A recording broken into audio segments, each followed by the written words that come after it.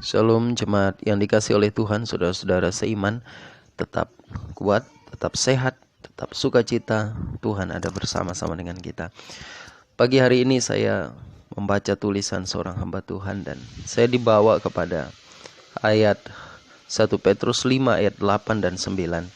Sadarlah dan berjaga-jagalah, lawanmu si iblis berjalan keliling sama seperti singa yang mengaum-ngaum dan mencari orang yang dapat ditelannya.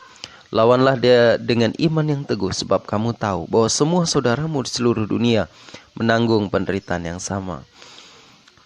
Perhatikan bahwa seluruh dunia menanggung penderitaan yang sama tanpa terkecuali. Termasuk di dalamnya adalah saudara-saudara seiman kita.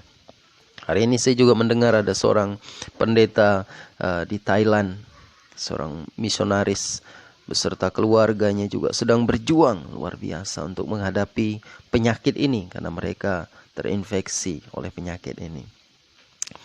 Nah, Bapak Ibu sekalian yang dikasih oleh Tuhan, ketika saya membaca bagian ini, saya diingatkan tentang satu dimensi yang lain, yaitu doa dan peperangan rohani.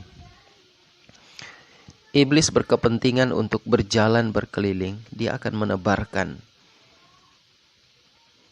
ketakutan, kekhawatiran, iman yang lemah, mempertanyakan kuasa Tuhan, dan sebagainya. Apalagi hari-hari ini kita dibombardir dengan berita-berita, jumlah-jumlah, dan kelompok orang yang meninggal akibat virus ini. Tetapi firman Tuhan sudah mengingatkan, iblis punya kepentingan yang sangat khusus untuk membuat iman orang lemah. Iblis punya kepentingan untuk menghambat orang datang ke gereja hari ini. Dan kita memang harus taat, tidak boleh berkumpul.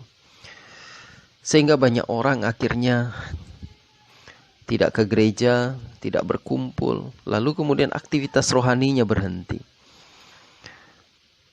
Sehingga pertanyaannya adalah, dalam situasi seperti ini, apakah kita diam di rumah lalu tidak melakukan apa-apa?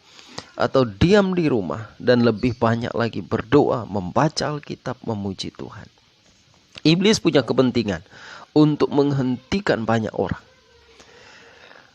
Tetapi ingatlah bahwa Tuhan punya kepentingan untuk terus memperkuat iman kita, untuk terus mengingatkan kita bahwa kita harus bangkit dalam doa, dalam pujian, dalam peperangan rohani. Itu sebabnya firman Tuhan mengingatkan, lawanlah dia dengan iman yang teguh.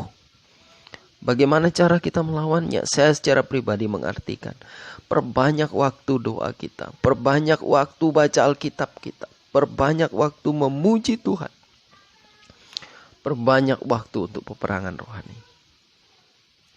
Bapak Ibu sekalian yang dikasih oleh Tuhan, 1 Petrus 5 ayat yang ke-7 berkata, serahkan segala kekhawatiranmu kepadanya, sebab ia yang akan memelihara kamu. Jadi hari ini saya berharap kita mulai fokus, kita bangkit sebagai pendoa, kita bangkit sebagai pemuji, kita bangkit sebagai orang yang membaca Alkitab.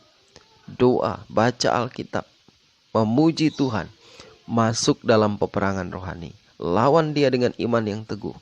Lawan iblis, maka ia akan lari daripadamu. Biarlah renungan kita pada pagi hari ini mengingatkan kita untuk fokus kepada Tuhan, bukan fokus kepada yang lain.